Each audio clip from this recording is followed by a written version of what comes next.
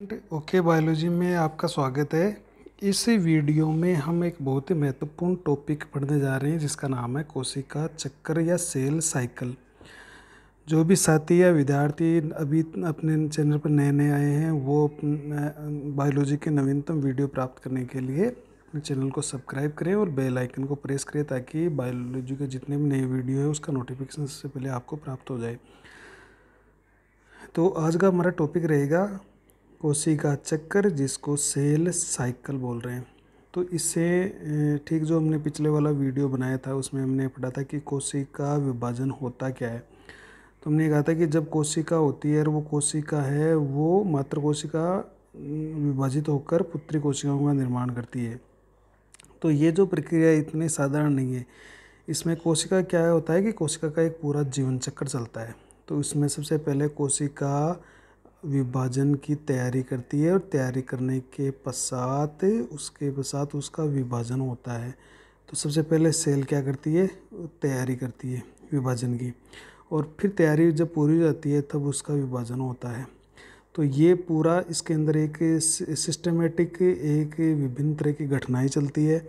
तो उस तैयारी को तो हम कहीं इस तैयारी के अंदर क्या होगा, कोशिका जितने भी अपने पदार्थ होते हैं, जितने भी कोशिकाएं होते हैं, डीएनए होता है, उनको सभी को दुगना करती है, उनकी मात्रा को बढ़ाती है। जब भी कोशिका पूरी तैयारी कर लेती है तब कोशिका में फिर विभाजन होता है, कोशिका दो भागों में बट जाती है। तो ये जो कोशिका का एक संपूर्ण साइकिल है, एक इसकी जो प्रक्रिया है वो एक पूरी एक चक्र में चलती है जिसको अपन कोशिका चक्र कहेंगे। तो एक जीवन चक्र है कोशिका का। तो हम इसकी परिभाषा ये दे सकते हैं कि सेल का जीवन चक्र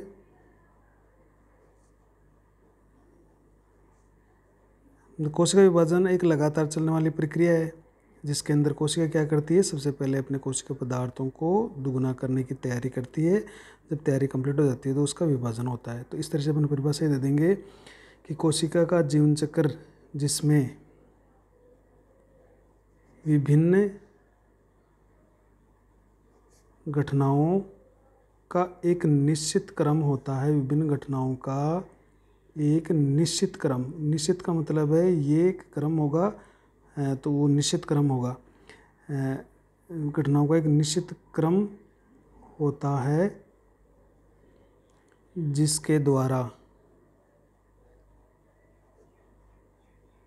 सेल अपने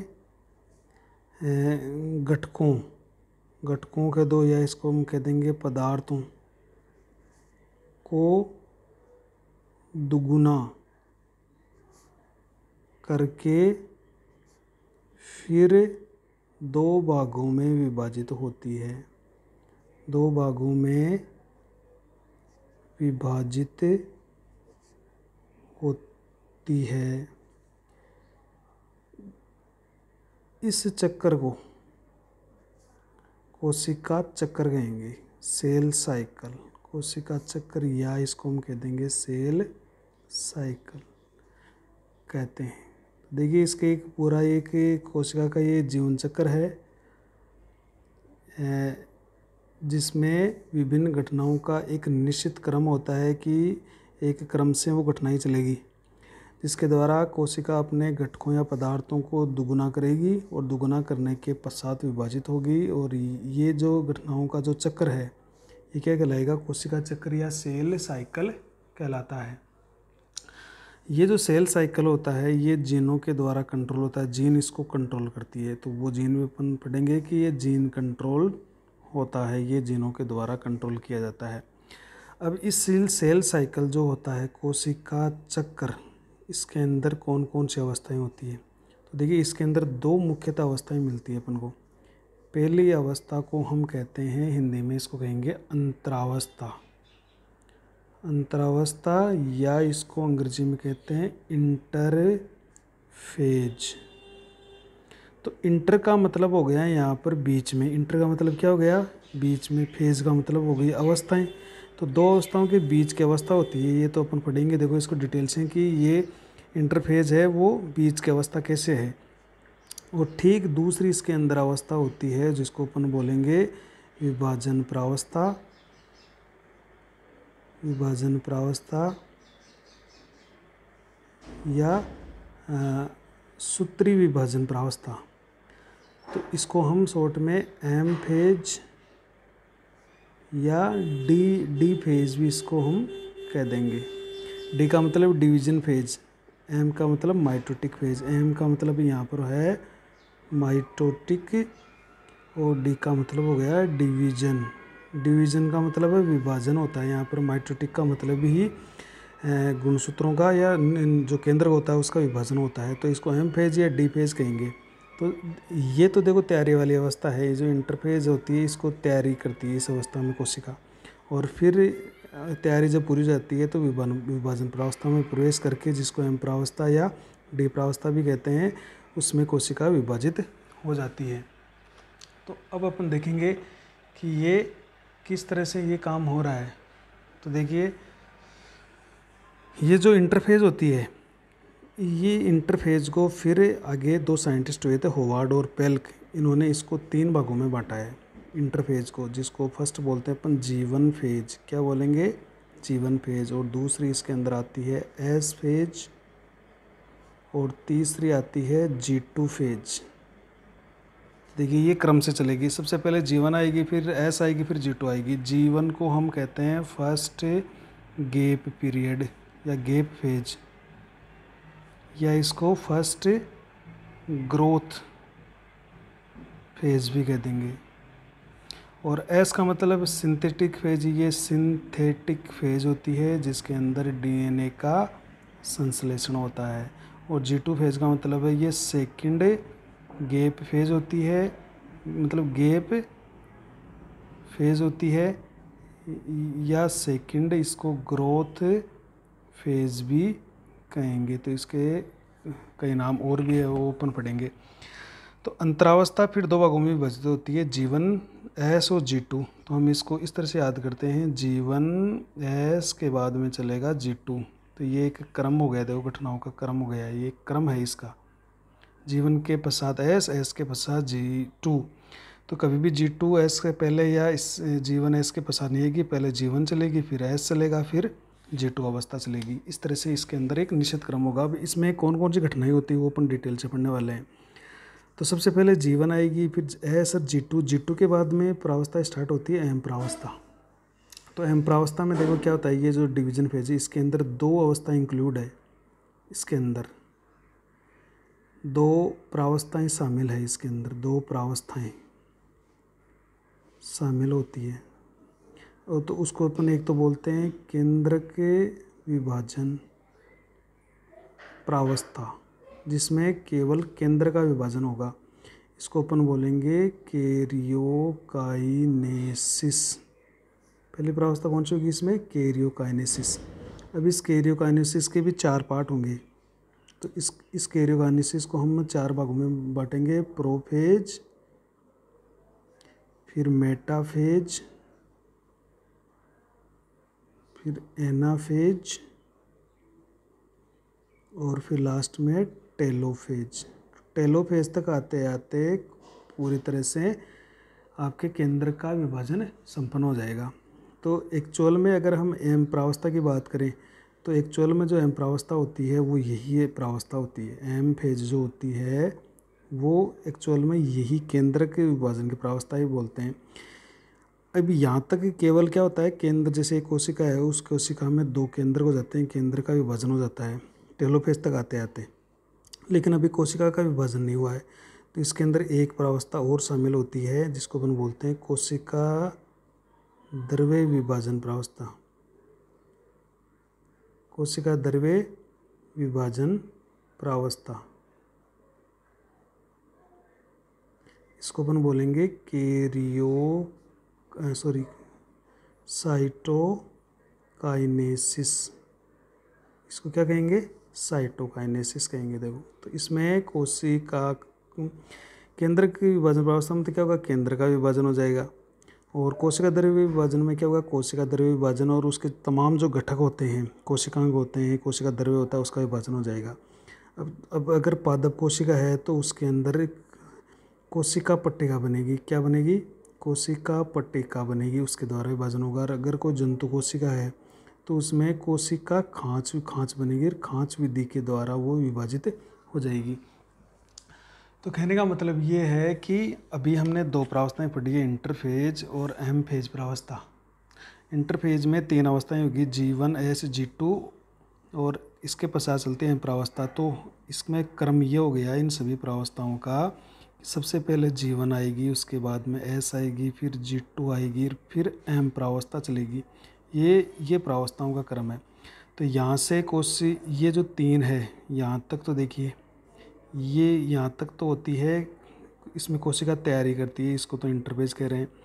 और ये विभाजन होता है, तो यहाँ से कोशिका विभाजित हो जाती है। तो अब इसके अंदर देखिए टाइम कितना लगता है। तो सबसे पहले बात है, जो इंटरफेज होती है उसमें लगभग कोशिका को 90 से 95% टाइम लग जाता है। इंटरफेज इतनी लंबी होती है कि 90 से 95% का जो टाइम है कुल, वो इसमें पूरा लग जाता है। इसमें मात्र 5 से लेकर 10% टाइम ही लगता है, ये बहुत जल्दी संपन्न हो जाती है। तो मतलब इंटरफेज 2 अवस्थाएं होगी। अपने सेल साइकिल की हमने क्या पढ़ ली, 2 अवस्थाएं पढ़ ली। कौन कौन सी? इंटरफेज, जिसको हम अंतरावस्था बोलते हैं, और दूसरी अवस्था कौन सी हो गई इसकी, एम फेज। देखिए इसके अंदर 90 से 95% का जो समय लग रहा है वो इसमें लग रहा है, और लगभग 5 से लेकर 10 जो समय बच गया वो एम फेज के अंदर लग रहा है। हालांकि ये ध्यान रखिएगा, एम फेज कोशिका द्रव्य विभाजन जो प्रावस्था है साइटोकाइनेसिस, उसको एम फेज का पार्ट नहीं मानेंगे। एम फेज का ये इसके अंदर शामिल जरूर होती है, क्योंकि इसके बिना कोशिका विभाजन पूरा नहीं हो सकता। तो ये एक इसके साथ एक पार्ट और पाया जाता है कोशिका द्रव्य विभाजन, उसके पश्चात ही पूरा कोशिका विभाजन संपन्न होता है। जैसे अपने एक प्रारूपिक कोशिका का उदाहरण देखिए, एक मानव की चूँकि मानव यूकेरियोट कोशिका होती है, तो मानव की एक प्रारूपिक कोशिका ले लें, कोई भी जिसका अपन डायग्राम बनाते हैं। प्रारूपिक कोशिका जिसको अपन टिपिकल सेल भी बोलते हैं, टिपिकल सेल। तो टिपिकल प्रारूपिक कोशिका की जो सेल साइकिल की जो अवधि होती है, वो 24 घंटे है। 24 घंटे माने अपन, एक टिपिकल कोशिका की सेल साइकिल की अवधि 24 घंटे माने। तो जो इंटरफेज होती है, इंटरफेज देखिए, उस इंटरफेज में लगभग 22 से 23 घंटे लग जाते हैं, और एम फेज में मात्र 1 घंटा लगता है। तो कहने का मतलब है 90 से 95% का समय, जैसे टोटल 24 घंटे हो गए, तो 90 से 95% का समय 22 से 23 घंटे तो लग जाएंगे इंटरफेज में, और एम फेज में मात्र 1 घंटा लगेगा, और उसमें के अंदर का विभाजन हो जाएगा। मैंने तैयारी करने में, देखिए कोशिका को विभाजन की तैयारी करने में कितना समय लग रहा है, बहुत ज़्यादा समय लग रहा है। तो कोशिका अधिकांश समय इंटरफेज में ही गुजारती है, 90 से 95% टाइम है वो इंटरफेज में गुजारती है। इसका मतलब है इतने बड़े समय में क्या क्या होता है। तो इस इंटरफेज की 3 अवस्थाएं हैं, और वो कौन कौन सी है, G1, S और G2। इन तीनों अवस्थाओं में आखिर ऐसा क्या होता है कि इतना समय लगता है। तो सबसे पहले तो अपन पढ़ेंगे इंटरफेज, फिर एम्प्रावस्था पढ़ेंगे। तो जैसे अपने मानव की एक आपको बात कर ली कि 24 घंटे लगते हैं, जबकि एक उदाहरण और ले लें यीस्ट की सेल। ऐसी यीस्ट की जो सेल होती है वो 90 मिनट के अंदर ही पूरी तरह से विभाजित हो जाती है। तो हर जाति की कोशिकाएं हैं, वो उनका सेल साइकिल का जो टाइम होता है वो अलग अलग होता है। किसी का 24 घंटे, किसी का 36 घंटे, किसी का 40 घंटे, किसी का 8 घंटे, किसी का 90 मिनट, किसी के कई दिन भी उसके अंदर खर्च हो जाते हैं। तो अलग अलग जातियों की जीवों की कोशिकाओं का कोशिका चक्कर का समय अलग अलग होता है।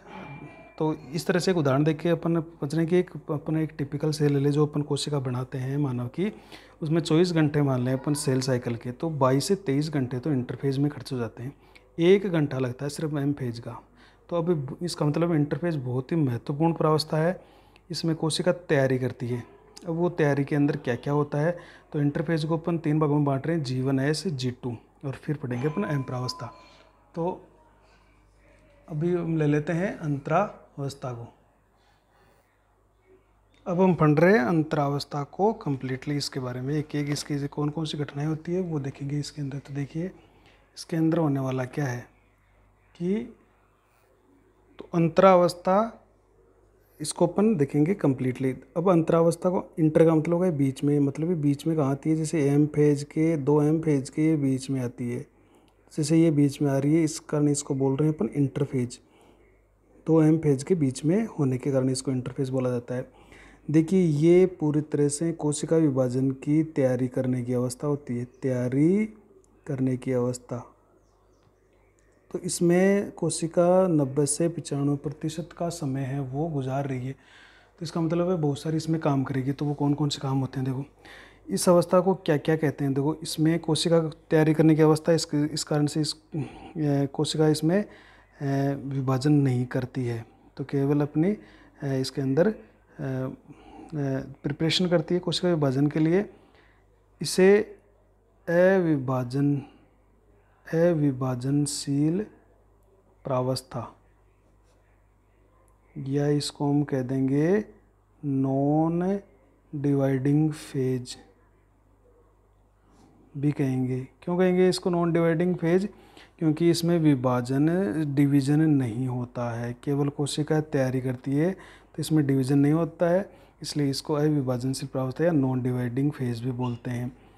देखिए इसको हम ग्रोथ फेज या वृद्धि प्रावस्था भी बोलते हैं, वृद्धि प्रावस्था। ग्रोथ फेज क्यों कह रहे हैं? क्योंकि इसमें सेल की ग्रोथ होती है, वो अपने पदार्थों को दुगना करती है, इसलिए इसको ग्रोथ फेज भी कहते हैं। इसको रेस्टिंग या विश्रामावस्था या आराम की अवस्था, आराम अवस्था भी इसको बोलते हैं, या अंग्रेजी में बोलते हैं इसको रेस्टिंग फेज। इसमें कोशिका विभाजन नहीं करती है, कोशिका ज़्यादातर समय को इसमें गुजारती है, इसलिए इसको विश्राम अवस्था या आराम की अवस्था, रेस्टिंग फेज भी कहते हैं। हालांकि इसमें कोशिका आराम कभी नहीं करती है, विश्राम कभी नहीं करती है, क्योंकि कोशिका इस अवस्था में सबसे ज़्यादा सक्रिय रहती है, इसलिए इसको विश्राम या आराम करना, इसको एक तरह से कहना गलत होगा। हाँ, रेस्टिंग फेज हम ये इसलिए इसको कह सकते हैं रेस्टिंग फेज कि इसमें जो परिवर्तन होते हैं वो सूक्ष्मदर्शी से भी हमको दिखाई नहीं देते हैं। जो इसके अंदर जो चेंज होते हैं कि क्या क्या इसमें चेंज हुए, वो हमें सूक्ष्मदर्शी से भी दिखाई नहीं देते। इस कारण ऐसा लगता है कि आराम कर रही है, दिखाई नहीं देते। तो कोई भी परिवर्तन है वो सूक्ष्मदर्शी से जब अपन देखते हैं तो इसमें कोई परिवर्तन दिखाई नहीं देता, तो ऐसा लगता है कि ये तो कोशिका है वो आराम कर रही है, विश्राम कर रही है। लेकिन वास्तव में कोशिका आराम या विश्राम नहीं करती है, कोशिका अपने घटकों की दुगुना करती है, उनको डबल करती है, ताकि वो विभाजन के लिए तैयार हो सके। तो इस कारण इसको एक तरह से विश्राम अवस्था कहना सही नहीं होगा, इसलिए इसी को कहा जाएगा, क्योंकि इसमें अपन को सूक्ष्मदर्शी से ऐसा कुछ भी इसमें चेंजेस होता हुआ दिखता नहीं है। ये देखो, ये सबसे ज़्यादा सक्रिय अवस्था है, तो इस कारण इसको उपापचयी प्रावस्था भी बोलेंगे, क्योंकि इसमें सबसे ज़्यादा उपापचयी क्रियाएं होती है, या इसको मेटाबॉलिक फेज भी कहेंगे, क्योंकि इसमें कई सारे यौगिकों का, कई सारे अणुओं का, कई सारे पदार्थों का, कई सारे ऊर्जा वाले अणुओं का निर्माण होता है। तो ये उपापचयी, इसमें सबसे ज़्यादा उपापचयी प्रावस्था क्यों कहती हैं? क्योंकि इसमें बहुत सारी उपापचयी क्रियाएं संपन्न होती है या चलती है। इसको देखिए हम एक ऊर्जावान प्रावस्था भी कहेंगे, ऊर्जावान प्रावस्था या एनर्जेटिक प्रावस्था या फेज भी इसको कहते हैं, क्योंकि इसमें बड़े जो ऊर्जा वाले अणु होते हैं, इस स्थिति में कोशिका की ऊर्जा पर्याप्त होती है, उसमें ऊर्जा के जो बड़े बड़े अणु हैं वो बनते हैं, तो इसे एनर्जेटिक फेज भी कहते हैं, क्योंकि इस अवस्था की ऊर्जा है वो सर्वाधिक होती है, सर्वाधिक इसके अंदर ऊर्जा पाई जाती है, क्योंकि कोशिका इसमें सबसे ज़्यादा एक्टिव रहती है, सक्रिय भी रहती है, तो इस कारण इसको एनर्जेटिक फेज भी कहते हैं। इसको देखो, अभी कहा हमने कि इसमें इसको विश्राम अवस्था क्यों कह रहे हैं, क्योंकि जब हम सूक्ष्मदर्शी से देखें तो इसमें कुछ भी दिखाई नहीं देता है कि कोई इसमें परिवर्तन हो रहा है या नहीं हो रहा है। ऐसा लग रहा है कि ये आराम कर रही है, लेकिन ये आराम नहीं करती है, इसमें बहुत सारे परिवर्तन होते हैं। चूँकि ये परिवर्तन अपन को दिखाई नहीं देते हैं, इस कारण इसको अदृश्य प्रावस्था, अदृश्य प्रावस्था या इसको इनविजिबल फेज भी इसको कहते हैं। इनविजिबल फेज का मतलब है जो इसके अंदर चेंजेस होते हैं, परिवर्तन, वो हमें दिखाई नहीं देते। और चूंकि ये इंटरफेज है तो इसको इंटरफेज क्यों कह रहे हैं, इसको इंटरफेज भी बोल रहे हैं अपन। इंटरफेज का मतलब है ये सेल साइकिल की ये मध्य की अवस्था होती है, मध्य प्रावस्था। मध्य प्रावस्था का मतलब है जैसे एक एम फेज है, उसके बीच में इंटरफेज आ गया, फिर एम फेज आ गया, तो ये बीच की अवस्था है। ये इसको अपन ऐसा बोल सकते हैं, middle stage of cell cycle. Middle stage of cell cycle भी इसको हम कह सकते हैं। अब इसके मुख्य बिंदु क्या है कि इसके अंदर प्रमुख घटनाएं क्या क्या होती है, या मुख्य बिंदु क्या है इसके, वो देख लेते हैं अपन। तो देखिए, ये हमारे कोशिका विभाजन की मध्य प्रावस्था है। सबसे पहले तो ये, क्योंकि ये दो विभाजन प्रावस्थाओं के बीच में पाई जाती है। इसको मध्य अवस्था क्यों बोल रहे हैं, क्योंकि ये दो विभाजन प्रावस्थाओं के बीच में पाई जाती है, इस कारण इसको इंटर यानी बीच में भी कहते हैं, इंटरफेज भी कहते हैं। इसमें कोशिका अपने आप को विभाजन के लिए तैयार करती है। इंटरफेज में क्या होता है, विभाजन के लिए सेल अपने आप को तैयार करती है। देखिए, ये सबसे सक्रिय अवस्था है, सर्वाधिक सबसे सक्रिय प्रावस्था है, एनर्जेटिक है, एक्टिव फेज है, और सेल साइकिल की सबसे लंबी प्रावस्था। ये भी ध्यान रखिएगा, सेल साइकिल की सबसे लंबी प्रावस्था है। क्यों है, क्योंकि हम देख रहे हैं कि 90 से 95% का जो समय है वो हमारी इंटरफेज के अंदर ही लग रहा है। तो ये कहने का मतलब है कि ये सबसे लंबी प्रावस्था है। अब इसमें इसको आराम की प्रावस्था भी बोल रहे हैं, क्योंकि हम अपन को ये जो परिवर्तन होते हैं वो दिखाई नहीं देते हैं। इसके अंदर सबसे ज़्यादा उपापचयी जो रेट है, इसकी उपापचयी जो क्रियाएं होती है, उपापचयी जो क्रियाएं होती है वो सर्वाधिक होती है, उसकी उनके अंदर वृद्धि होती है। और कई सारे इन उपापचयी क्रियाओं के कारण कई सारी इसके अंदर उपापचयी क्रियाएं संपन्न होती है, और ये कोशिका अपने आप को विभाजन के लिए तैयार कर लेती है। तो देखिए, ये इसके अंदर इसके प्रमुख इस बिंदु हो गए। और नेक्स्ट अपन देखते हैं इसके कौन कौन सी अवस्थाएं हैं। तो इंटरफेज की, अब इंटरफेज के अंदर भी अपन 3 अवस्थाओं को बांट रहे हैं। कौन कौन सी, G1, फिर S और फिर G2। ये किसने बांटा है, 2 साइंटिस्ट हुए, होवार्ड व पेल्क ने इंटरफेज को 3 उप प्रावस्थाओं में बांट दिया, में विभाजित किया है। और वो कौन कौन सी प्रावस्थाएं हैं, G1, S, G2। ध्यान रखिएगा, सबसे पहले G1 चलेगी, फिर S, फिर G2। तो सबसे पहले अपन पढ़ लेते हैं G1 फेज। देखो, ये पढ़ लेते हैं। G1 का मतलब, 1 का मतलब फर्स्ट, तो इसे देखो अपन फर्स्ट गैप पीरियड कहेंगे। गैप होता है, ये गैप होता है, तो फर्स्ट गैप फेज है ये, या इसका एक नाम और है, इसको फर्स्ट ग्रोथ पीरियड भी कहते हैं, क्योंकि इसमें सेल की ग्रोथ होती है, तो इसको ग्रोथ फेज भी कहते हैं। तो फर्स्ट गैप फेज या फर्स्ट ग्रोथ फेज भी इसको कहते हैं। देखिए, ये जो एस प्रावस्था है उसके ठीक पहले आती है, एस प्रावस्था के ठीक। और एस प्रावस्था में क्या बनता है, डीएनए बनता है। इस कारण इसे देखो प्री डीएनए सिंथेटिक फेज भी कहेंगे।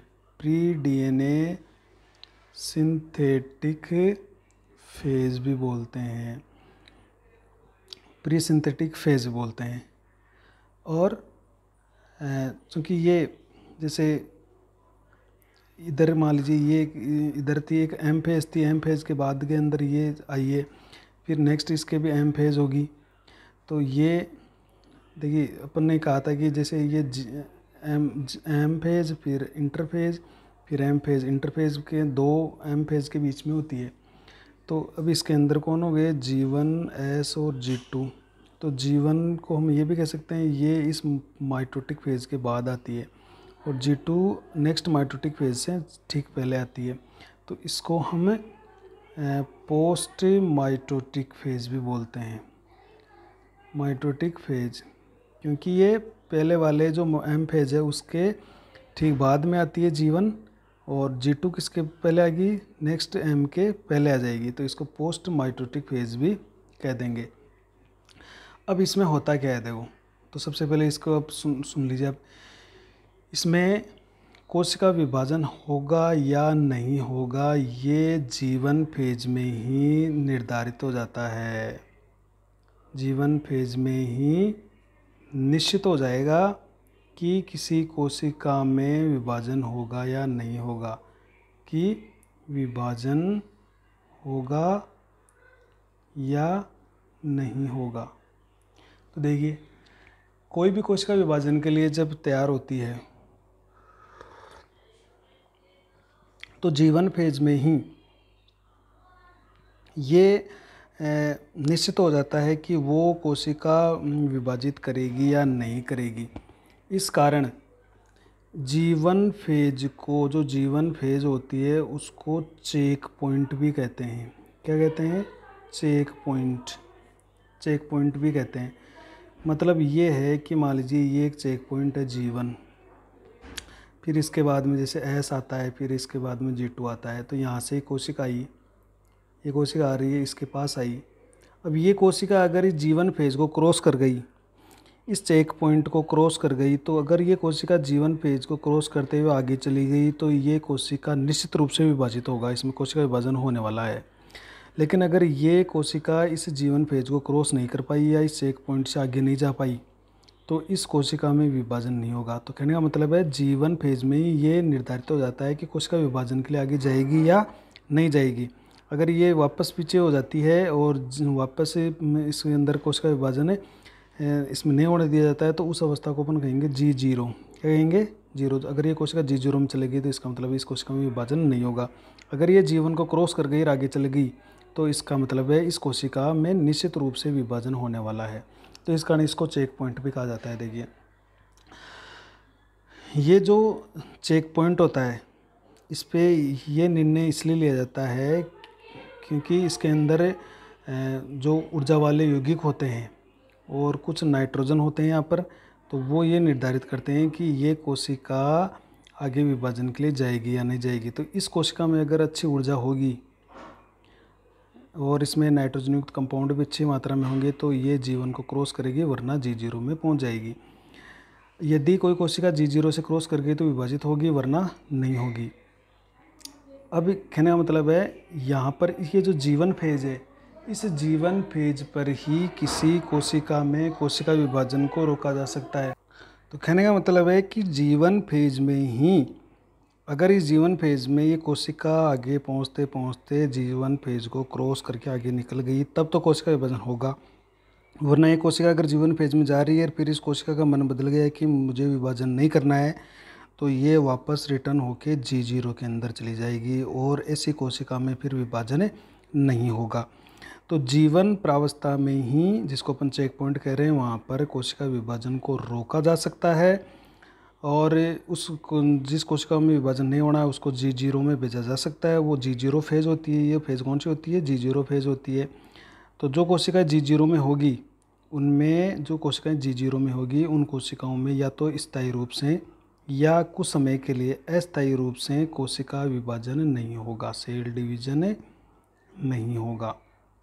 तो देखो, तो वो कोशिकाएं वापस G0 में भेज दी जाएगी, वहाँ पर या तो वो स्थायी रूप से ही नहीं होगा या अस्थायी रूप से पाया जाएगा। जैसे न्यूरॉन होते हैं वो हमेशा G0 में रहते हैं, उनमें कभी कोशिका विभाजन नहीं होता। जो हमारी तंत्रिका कोशिका होती है वो G0 में रहती है हमेशा। तो कहने का मतलब है ये जीवन फेज बहुत ही मोस्ट इम्पोर्टेंट है। अगर यहाँ से कोशिका आगे जाती है तो विभाजन होगा, तो इस अवस्था में ये निश्चित हो जाता है कि कोशिका विभाजन करेगी या नहीं करेगी। तो ये चेक पॉइंट की तरह काम करती है। जीवन फेज में कोशिका सबसे ज़्यादा वृद्धि करती है, क्योंकि इसके अंदर बहुत सारे पदार्थ बनेंगे। और जीवन जो फेज़ होती है वो सबसे लंबी प्रावस्था है। तो जीवन जो फेज़ होती है वो इंटरफेज की सबसे लंबी प्रावस्था होती है। ये भी याद रखना आपको, सबसे लंबी प्रावस्था है। तो जीवन जो फेज़ होती है वो हमारे इंटरफेज की सबसे लंबी प्रावस्था है। जैसे अगर इंटरफेज को 22 से 23 घंटे लगते हैं तो लगभग 12 घंटे तो जीवन फेज में ही लग जाते हैं, यानी आधा समय, टोटल इंटरफेज का आधा समय लगभग जीवन फेज में ही लग जाता है। ये बहुत लंबी एक प्रावस्था होती है, क्योंकि चेक पॉइंट की तरह काम करती है। और आपको पता है चेक पॉइंट पर समय ज़रूर लगता है, तो ऐसे याद रखिएगा, चेक पॉइंट पर समय लगता है। और सबसे ज़्यादा समय कहाँ लग रहा है? जीवन फेज में। तो ये यहाँ पर ये निर्धारित होता है कि विभाजन होगा या नहीं होगा कोशिका में। अगर कोई कोशिका आ गई है और फिर उसे उसमें विभाजन नहीं होना है तो उसको G0 में भेज दिया जाएगा कि वापस G0 में चली जाएगी, कि आपको विभाजन नहीं करना है। तो कुछ समय के लिए रोक दिया जाएगा या स्थायी रूप से रोक दिया जाएगा। और जो G1 को क्रॉस कर गई फिर वो ऐसा अवस्था में प्रवेश कर जाती है, फिर उस निश्चित है कि उसमें कोशिका विभाजन होने वाला है। अभी जीवन फेज के अंदर होता क्या है, कौन कौन से पदार्थों का निर्माण होता है, तो ये याद रखिएगा। जीवन फेज में देखिए, जीवन फेज में RNA जो DNA के संश्लेषण के लिए बहुत महत्वपूर्ण भूमिका निभाएगा। इसके अलावा नॉन स्टोन प्रोटीन बहुत ही महत्वपूर्ण होते हैं, DNA गुणसूत्र को बनाने के लिए महत्वपूर्ण भूमिका निभाते हैं। तो RNA नॉन स्टोन प्रोटीन, ये नॉन स्टोन प्रोटीन तो ऐसी प्रोटीन है जो सभी अवस्थाओं में बनेगी। इसके अलावा बहुत सारे एंजाइम, और वो भी एंजाइम को मतलब जो DNA का संश्लेषण करेंगे, जो DNA के संश्लेषण में काम आएंगे, वो सभी प्रकार के एंजाइम और अन्य जो महत्वपूर्ण एंजाइम हैं वो सारे इसमें बन जाएंगे। तो ये एंजाइम बन गए। और DNA बनाने के, DNA के जो नाइट्रोजनी क्षारक होते हैं, नाइट्रोजनी क्षारक, उनकी तैयारी कर ली जाती है। DNA के नाइट्रोजन क्षारक इसके अंदर बन जाते हैं। DNA के संश्लेषण के लिए जितने भी आवश्यक घटक बनने हैं, DNA के संश्लेषण के लिए जो ज़रूरी एंजाइम होते हैं, वह आवश्यक जो अन्य घटक होते हैं, अन्य घटकों का संश्लेषण भी इसमें कर लिया जाएगा। घटकों का संश्लेषण भी इसके अंदर कर लिया जाएगा। और हिस्टोन प्रोटीन की संश्लेषण की तैयारी कर ली जाएगी। हिस्टोन प्रोटीन जो होती है, हिस्टोन प्रोटीन के संश्लेषण की पूरी तैयारी इसके अंदर कर ली जाती है। तो देखिए इसमें कौन कौन से महत्वपूर्ण काम हो रहे हैं। तो इसके अंदर एक तो आपके जीवन फेज के अंदर RNA बन रहा है और नॉन स्टोन प्रोटीन बन रही है। वो एंजाइम जो DNA का संश्लेषण करेंगे, DNA के संश्लेषण के लिए नाइट्रोजन क्षारक, मतलब इसके आगे ऐसा अवस्था आने वाले। तो उस ऐसा अवस्था में DNA का संश्लेषण होगा। तो DNA का संश्लेषण पहले DNA की पूरी तैयारी कर लेंगे कि हमें ये DNA को बनाने के लिए इन घटकों की आवश्यकता होती है। तो जैसे DNA के लिए नाइट्रोजन क्षारक चाहिए, जैसे न्यूक्लियोसाइड और न्यूक्लियोटाइड बनेंगे, उसके लिए बहुत सारे एंजाइम जैसे DNA पॉलीमरेज वगैरह एंजाइम है, ट्रोपोआइसोमरेज है या एलिकेज एंजाइम है। तो वो बहुत सारे एंजाइम्स जो होते हैं उनका संश्लेषण कर लिया जाएगा। और इससे संबंधित आवश्यक जो घटक होते हैं, चाहे वो कुछ लवण हो या pH का सही ढंग से उसको नियंत्रित करना हो, और हिस्टोन प्रोटीन बनाने के लिए जितनी भी तैयारी होती है, हिस्टोन प्रोटीन बनाने के लिए अमीनो अम्ल चाहिए। तो वो सारी तैयारियां इसी फेज यानी जीवन फेज के अंदर कर ली जाती है। तो आज के लिए अपन इस वीडियो में अपन केवल अभी इंटरफेज की जीवन फेज को ही पढ़ रहे हैं, क्योंकि वीडियो लंबा हो जाएगा। और इसके ठीक नेक्स्ट वीडियो के अंदर अपन S और G2 फेज को भी पढ़ने वाले हैं। तो ये थोड़ा सा वीडियो लंबा है, लेकिन आपको ये आशा है कि ज़रूर समझ में आया होगा कि ये वीडियो, तो आप इसको ज़रूर शेयर भी करें और अपने चैनल को सब्सक्राइब ज़रूर करें। अभी आपको सेल साइकिल का एक चित्र बना के और बता देते हैं कि जैसे मान लीजिए ये अपना सेल साइकिल है, ये कोशिका चक्र है। तो इसमें कौन कौन सी प्रावस्थाएं होती है और वो किस तरह से विभाजित होती है। तो सेल साइकिल में 2 प्रावस्थाएं पढ़ी थी हमने, हैं आपकी इंटरफेज और एम प्रावस्था। तो जैसे ये एक सेल साइकिल है, तो इसके अंदर ये जैसे ये प्रावस्था है, ये सबसे बड़ी प्रावस्था है, ये आपकी जीवन फेज है। ये कौन सी फेज है? ये पूरी जीवन फेज है, जीवन। और इससे थोड़ी कम है वो आपकी एस फेज होगी, ये एस फेज होगी। और ये होगी इससे कम है वो आपकी G2 फेज होगी, ये G2 फेज है। और इसके बाद में जैसे एम फेज आएगी जिसके अंदर प्रोफेज, फिर मेटाफेज, फिर एनाफेज और फिर टेलोफेज और फिर कोशिका द्रव्य विभाजन। तो जैसे ये होगी आपकी प्रोफेज, फिर ये आएगी मेटाफेज, फिर ये एनाफेज, फिर ये टेलोफेज और ये आ गई आपकी साइटोकाइनेसिस, जिसको कोशिका द्रव्य विभाजन प्रावस्था बोलते हैं, साइटोकाइनेसिस। देखिए, तो एक्चुअल में ये यहाँ से लेकर यहाँ तक की प्रावस्था, तो अगर अपन इसको देखें तो यहाँ से लेकर ये जो पॉइंट है, यहाँ से लेकर ये पूरी यहाँ तक की जो प्रावस्था है, यहाँ तक की ये पूरी प्रावस्था, ये है हमारी अंतरावस्था। अंतरावस्था जिसको हम क्या कह रहे हैं? इंटरफेज बोल रहे हैं। इंटरफेज देखिए, ये पूरी लगभग 90 से लेकर 95% समय इसके अंदर लगता है। और ये जो फेज़ आप देख रहे हो, ये फेज़ अपनी जो मेन जो हमारी एम फेज़ होती है वो यहाँ से शुरू हो रही है। ये है अपनी एम फेज, जिसको विभाजन प्रावस्था बोलते हैं। तो एम फेज में मुख्य रूप से क्या होता है? कैरियोकाइनेसिस। कैरियोकाइनेसिस का मतलब है केंद्र का विभाजन होता है। और ये हमारी जो विभाजन की प्रावस्था है, ये हो गई हमारी कोशिका द्रव्य विभाजन, साइटोकाइनेसिस। साइटोकाइनेसिस। तो अभी हम ये जीवन में फेज के अंदर पढ़ रहे हैं कि यहाँ से ये स्टार्टिंग हो रही है, यहाँ पर कोई कोशिका है। वो कोशिका अगर इस जीवन को क्रॉस कर जाती है तो आगे इसका विभाजन होगा, वरना यहाँ से ये जो कोशिका है वो, देखिए यहाँ से कोई भी कोशिका है वो यहाँ से हट सकती है। अगर कोई कोशिका है, ये कोशिका है, ये विभाजन के लिए जाना चाह रही है जीवन, तो अगर ये जीवन को क्रॉस कर जाती है तो विभाजन करेगी, वरना अगर ये जीवन से हट जाती है तो ये G0 के अंदर चली जाती है। कौन से फेज में चली जाएगी? G0 में। और ये स्थायी या अस्थायी रूप से G0 में चली जाएगी, और हो सकता है कि ये वापस लौटकर जीवन फेज के अंदर भी वापस आ सकती है। तो जीवन के अंदर तो क्या होता है? ये RNA बनते हैं और प्रोटीन बनती है।